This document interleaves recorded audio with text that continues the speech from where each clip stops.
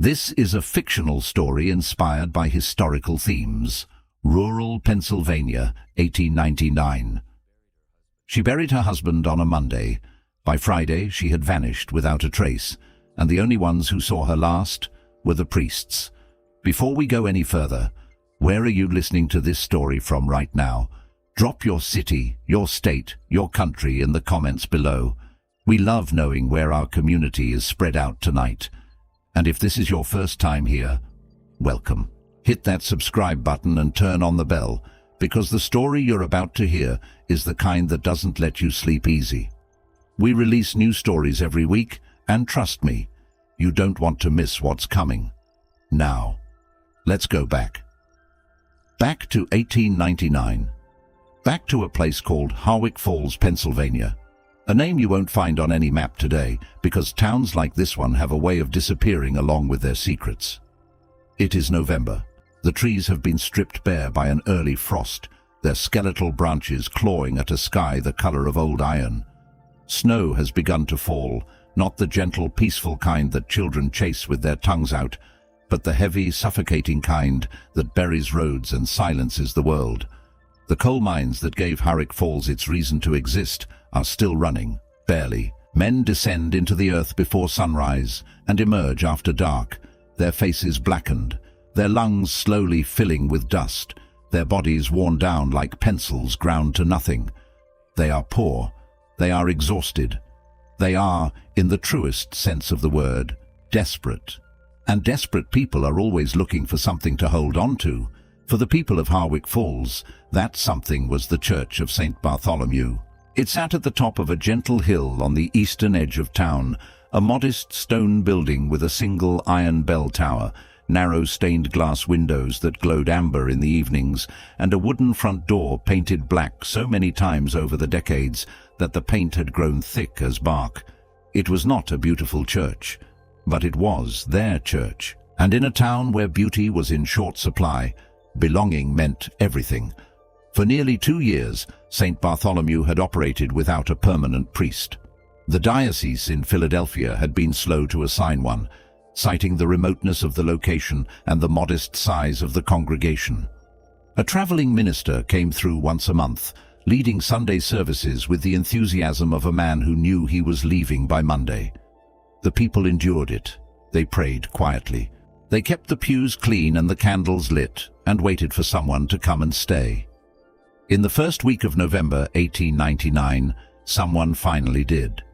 2 someones, in fact. They arrived by the afternoon coach from Harrisburg, 2 men in black clerical coats, each carrying a single leather trunk, stepping down onto the frozen mud of Harwick Falls Main Street as if they had always belonged there. The first to step down was Father William Harrow. He was tall, well over 6 feet, with broad shoulders, a strong jaw, and eyes the pale blue of a winter sky. He had the kind of face that made people trust him before he had said a single word. When he smiled, and he smiled often, it reached all the way to those pale eyes, crinkling the corners, making whoever was on the receiving end feel as though they were the most important person in the world. He shook hands firmly. He remembered names after hearing them once. He laughed at the right moments and grew serious at precisely the right moments after that. He was, by every observable measure, exactly what a priest should be. The second man stepped down from the coach more quietly. Father Elias Crow was shorter, thinner, with dark hair that lay flat against his scalp and skin so pale it seemed to absorb the grey winter light rather than reflect it. His eyes were dark, almost black, and they moved differently than most people's eyes. Most people, when they look at you, look at you. Father Crow's eyes seemed to look into you slowly, the way you might study an object you were considering purchasing. There was no hostility in his gaze, no warmth either, just a careful, quiet attention that made people feel, without quite knowing why, as though they had been measured. He said little. He nodded when spoken to. He carried his own trunk without assistance, and when the welcoming committee, 3 members of the church board, led by a stout, red-cheeked woman named Mrs. Adeline Foss, offered to show them the rectory, he followed at a slight distance, his dark eyes moving slowly across the rooftops of the town, the frozen creek bed, the distant smudge of the mine entrance on the hillside. taking stock. Mrs. Foss would later tell her neighbor that Father Crow had made her feel a peculiar sort of cold, not from the weather, mind you, from within. She laughed when she said it. She wouldn't laugh for much longer. Within 2 weeks of their arrival, the Church of St. Bartholomew had been transformed. Father Harrow threw himself into the community with a force of personality that was almost overwhelming. He visited the sick. He sat at the bedsides of the dying and held their hands for hours. He organized a collection of winter coats for the families of miners who had been injured in the latest shaft collapse. He preached sermons that were unlike anything the congregation had heard before, not dry recitations of scripture, but stories. Vivid, emotional, urgent stories about sacrifice and redemption, about the sacred act of giving oneself over completely to something greater. People wept in the pews. Grown men who hadn't cried since childhood sat with tears running down their coal-dusted cheeks and felt for the first time in years that someone understood them. Attendance doubled, then tripled. Families who had stopped coming to church years ago returned. People drove in from neighboring farms through the snow. The collection plate overflowed. Confessional lines stretched down the center aisle and out the front door on Saturday evenings, people waiting patiently in the cold for their turn to unburden themselves. Father Elias Crow listened to those confessions. Hour after hour in the small wooden booth in the corner of the nave, he sat in silence on his side of the screen and listened. He rarely spoke during confessions. He would sit and breathe and wait. And when the confession was finished, he would assign a penance in his quiet, flat voice. A rosary, a day of fasting, a charitable act. But several people, a miner named Jonas Pratt, a teenage girl named Clara Webb, a retired schoolteacher called Mr. Aldous Finch, each separately mentioned the same unsettling detail after their confessions. That Father Crow had asked one additional question that was not part of any standard ritual they knew. He had asked, in that same quiet voice, "Is there anyone in your life, do you think, who would not be missed?"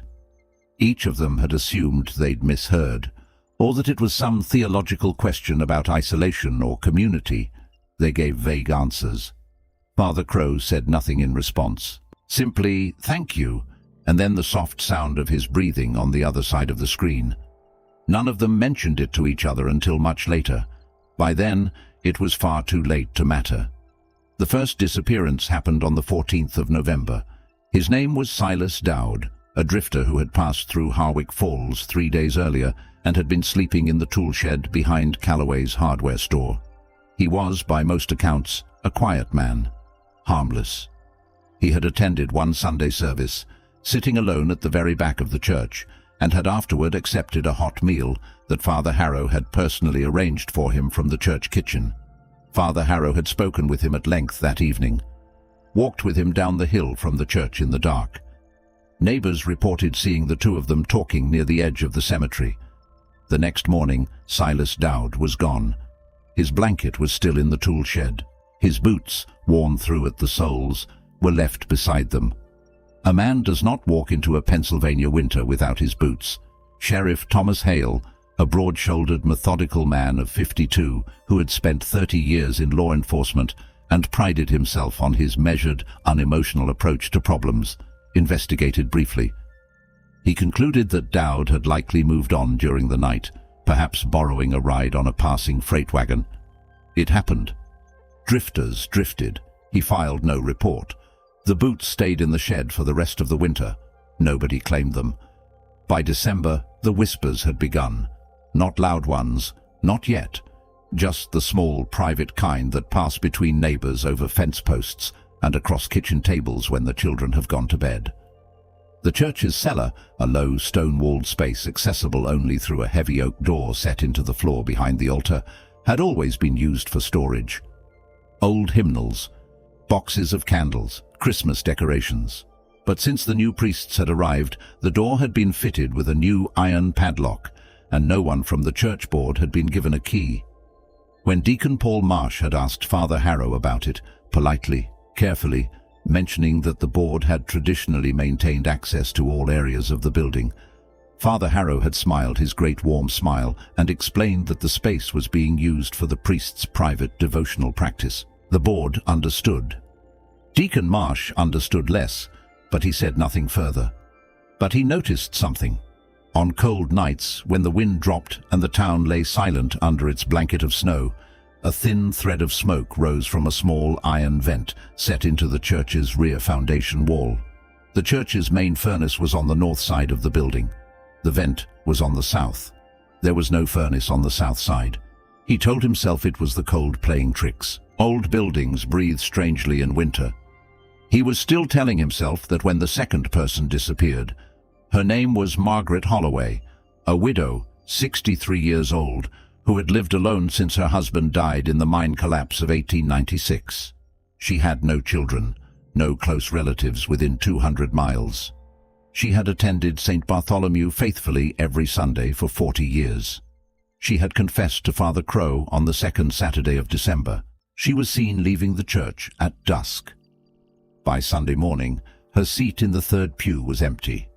Her neighbor went to check on her that afternoon and found the front door of her small house unlocked, a pot of soup still sitting on the stove. Cold now, the surface filmed over, and her reading glasses folded neatly on the kitchen table beside an open Bible. The page it was open to was Leviticus 17:14. For the life of every creature is its blood is its life. Sheriff Thomas Hale stood in that kitchen for a long time. He looked at the soup. He looked at the glasses. He looked at the Bible verse. Then he looked out the small frost-rimmed window toward the hill at the top of which the church of St. Bartholomew stood in the grey afternoon light, its iron bell tower rising against a sky the color of ash. For the first time, the explanation of "she must have moved on" did not come easily to him. For the first time, Thomas Hale felt afraid. And somewhere across town, in the rectory beside the church, Father William Harrow sat at his writing desk by candlelight, composing next Sunday's sermon. The topic he had chosen was "The Sacred Body, What We Owe to One Another." He wrote slowly, carefully, with the practiced hand of a man who understood the power of words to shape belief. Across the hall, the door to Father Elias Crow's room was closed. From behind it came no sound at all. Not even breathing. There is a particular kind of silence that only exists in small towns in winter. It is not the silence of peace. It is the silence of people who have decided, without speaking it aloud, that some questions are better left unasked. In Harwick Falls, that silence had a weight to it now. You could feel it in the way people greeted each other on the main street, the smiles a half-second slower than they used to be, the eyes darting just slightly, the conversations that ended a little too abruptly when certain subjects drifted too close to the surface. People were still going to church, still filling the pews every Sunday morning, still nodding along to Father Harrow's extraordinary sermons, still leaving the collection plate heavier than the week before. But something had shifted beneath all of that. Sheriff Thomas Hale had not slept well since the night he stood in Margaret Holloway's kitchen and looked at that open Bible. He was not, by nature or by habit, a superstitious man. He believed in evidence, in facts arranged in logical sequence, in the slow, patient accumulation of observable truth. But Margaret Holloway was 63 years old, arthritic in both knees, and had not traveled more than 10 miles from Harwick Falls in the last decade. She did not run. She did not wander. She did not leave her glasses behind on a kitchen table and step out into a Pennsylvania blizzard at dusk without her coat, which had also been found hanging on its hook by the door, undisturbed. And yet she was gone. He had conducted as thorough an investigation as the weather and his limited resources allowed. He had questioned her neighbors. He had sent a telegraph to the county seat in Harrisburg. He had walked the perimeter of her property himself, in knee-deep snow. He found nothing. He had also, carefully and without making it obvious, asked around about her last known movements. 3 separate sources confirmed the same thing. Margaret Holloway had been seen entering the Church of St. Bartholomew on Saturday evening for confession. One of those sources, a young woman named Ruth Keene, who had been waiting in the confessional line behind her, confirmed that Margaret had been inside the confessional booth with Father Crow for nearly 40 minutes. Most confessions lasted 5 to 10. When Margaret finally emerged, Ruth said she had looked different, not distressed exactly, more like emptied, as though something had been taken from her that she hadn't known she was carrying. She had walked past Ruth without acknowledging her. Then she was gone. The thread always led back to the church. Both disappearances. The drifter, Silas Dowd, last seen walking with Father Harrow toward the cemetery in the dark. Margaret Holloway, last seen exiting a confessional with Father Crow, disappearing sometime between the church door and her home, a distance of less than 400 yards down a single road. Hale went to the rectory on a Tuesday morning. Father Harrow answered the door himself, dressed in his black cassock, a cup of tea in one hand, his expression arranging itself into something warm and welcoming with practiced ease. "Sheriff Hale," he said, stepping back from the doorway. "Please come in. It's a wicked morning out there." The rectory's front room was modest but well-ordered. A writing desk, bookshelves heavy with theological texts, a small fireplace burning steadily. The room smelled of wood smoke, candle wax, and something else.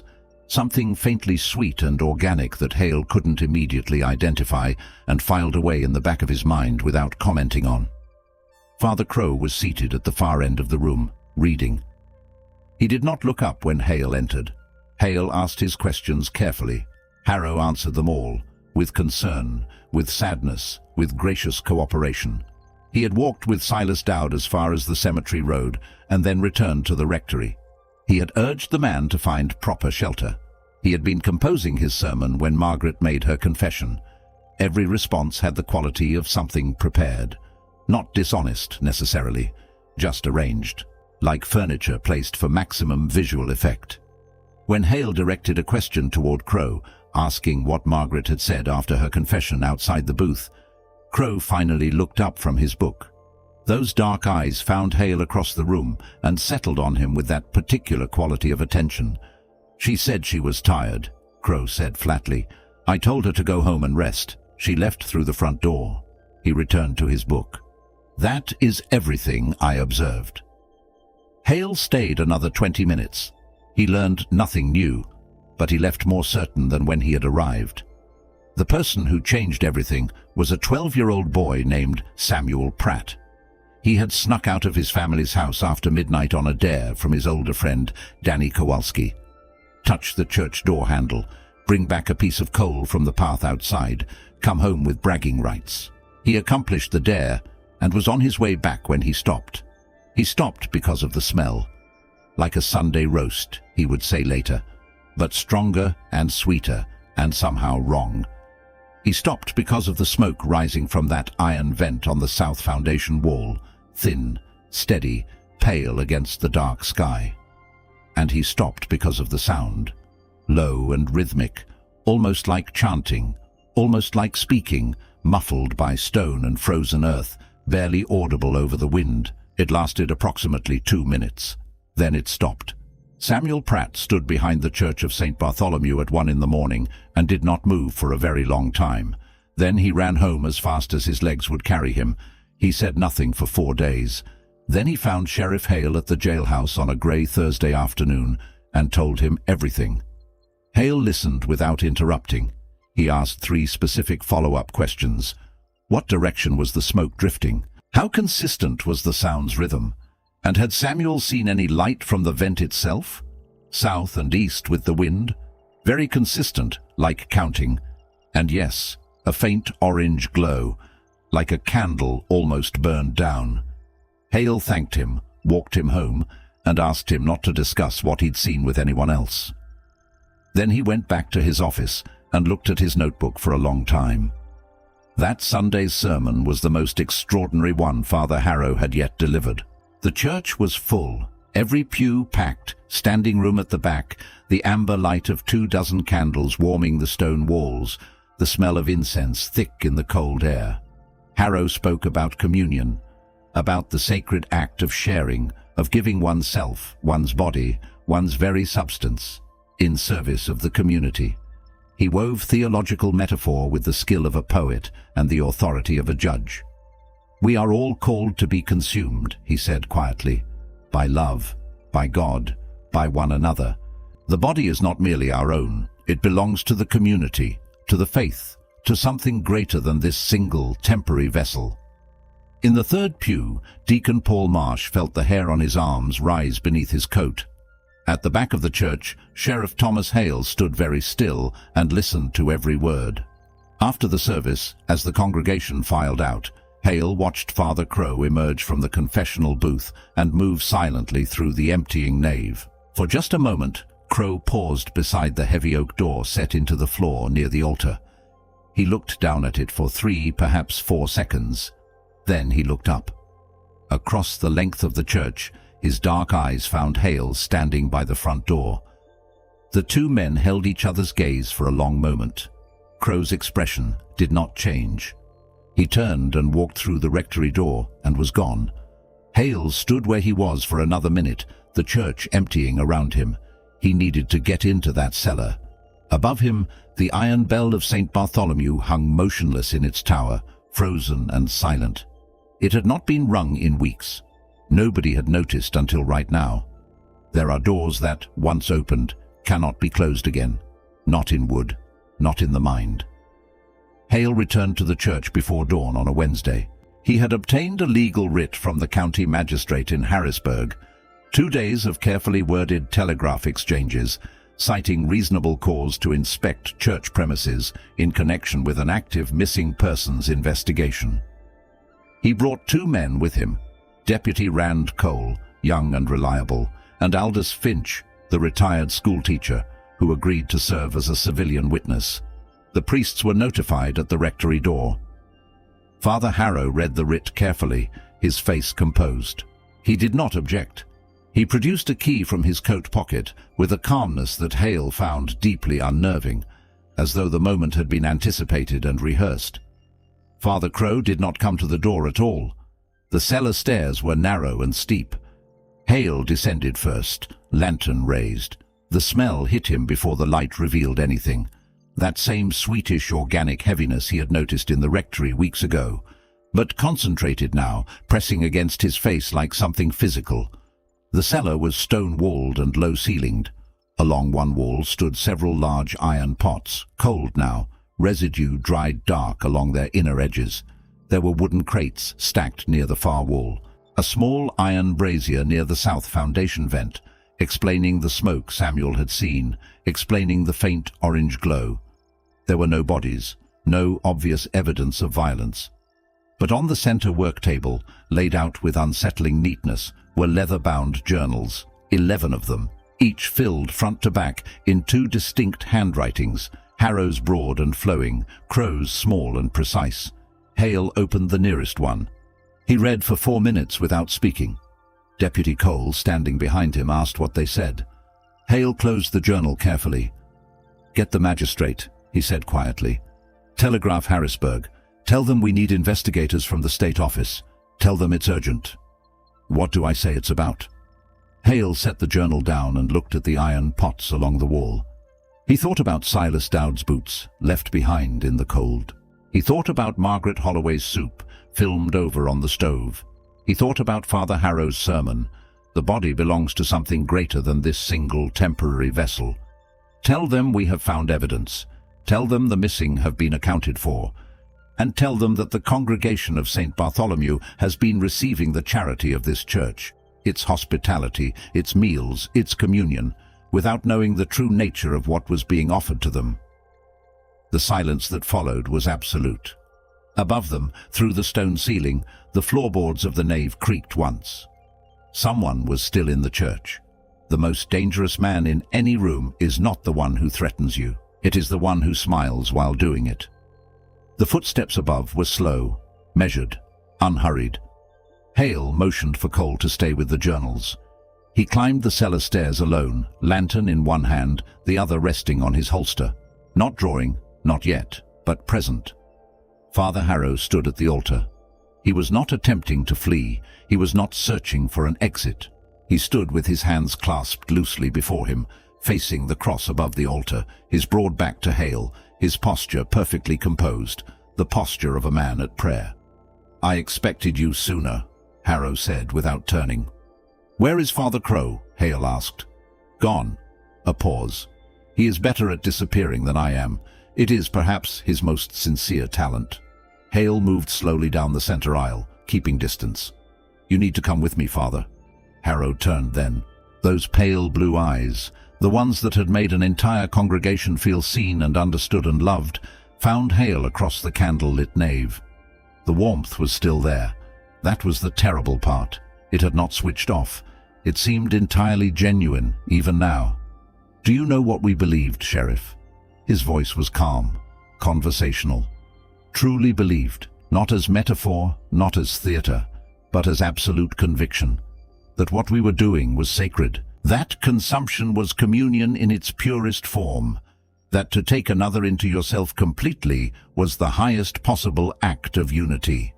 "That is not faith," Hale said. "That is something else entirely." "Every faith looks like something else entirely to those outside it." Harrow tilted his head slightly. "The journals will tell you everything. I wrote them honestly. I am not ashamed of the theology, Sheriff. Only perhaps of the execution." It was the most chilling thing Hale had ever heard a man say, spoken the way a farmer might express mild regret about a poorly harvested crop. Hale placed him under arrest without resistance. Harrow extended his wrists cooperatively, almost graciously, and walked out of the church and into the white December morning without a word of protest. He paused once at the door and looked back at the nave, the candles, the pews, the amber light pooling on the stone floor. "It was a beautiful congregation," he said quietly. "They deserved better shepherds." Then he walked into the snow. Father Elias Crow was never found. State investigators arrived 3 days later. The journals were catalogued as evidence. The church was closed and sealed. The meals the congregation had shared, provided from the church kitchen on 4 separate occasions over 6 weeks, became the subject of a state investigation that the county newspaper, under pressure from local authorities, agreed not to publish in full. Most of Harwick Falls never learned the complete truth. Those who did never spoke of it publicly. The silence that followed was not the silence of peace. It was the silence of a community that had looked at something and collectively decided that unknowing was survivable, while knowing was not. They say the worst thing about what happened in Harwick Falls wasn't what was done. It was how long it took anyone to ask the right questions. Father William Harrow was tried in Harrisburg in the spring of 1900. The trial lasted 11 days. The courtroom was closed to the public for most of it, which was unusual for the era, and which told people everything they needed to know without telling them anything at all. He was convicted on 2 counts. The legal language careful, the newspaper's language more careful still. He was sentenced to life in the state penitentiary. He never appealed. He died in his cell in 1921 at the age of 67, having spent his final 2 decades writing what prison officials described as an extensive theological manuscript that no one outside the institution was ever permitted to read in full.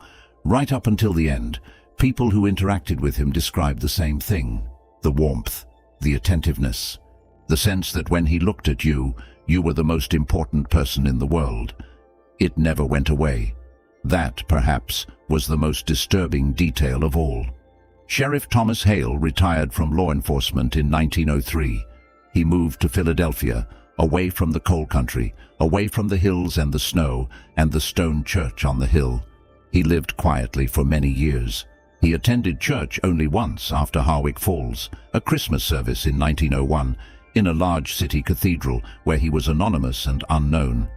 He left before communion. He never fully explained why to anyone, but those who knew him well said he had developed, in the years after Harwick Falls, a particular habit whenever he sat down to eat at someone else's table. He always asked, quietly and without much fanfare, exactly what was in the food, every single time, without exception.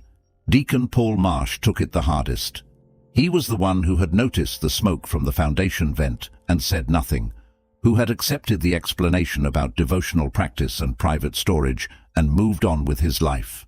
He would spend the rest of his years with that specific weight, the weight of a question he had the instinct to ask and chose not to.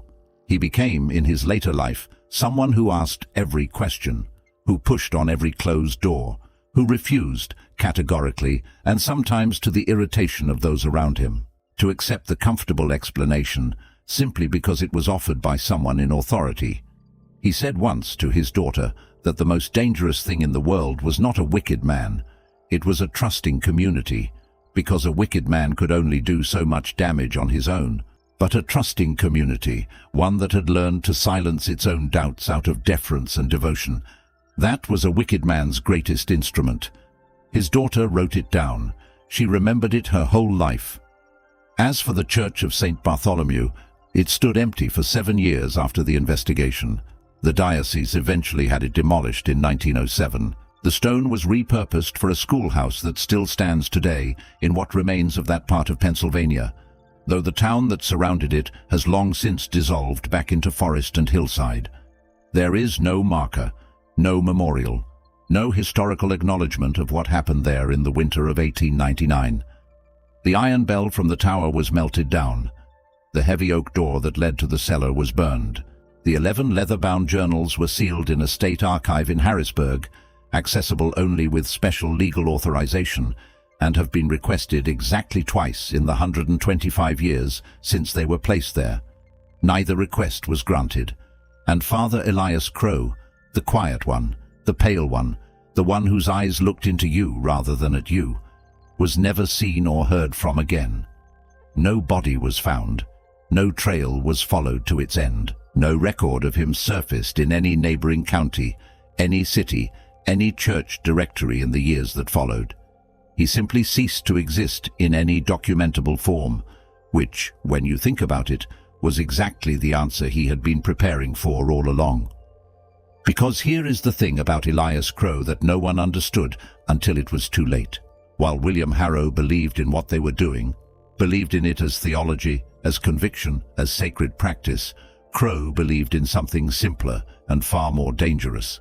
He believed in not getting caught, and somewhere out there, in the winter of 1899, turning into the winter of 1900, a thin, pale man in a black coat was walking away from Harwick Falls along a snow-covered road, moving towards some other town, some other church, some other congregation of desperate and trusting people waiting for someone to come and stay.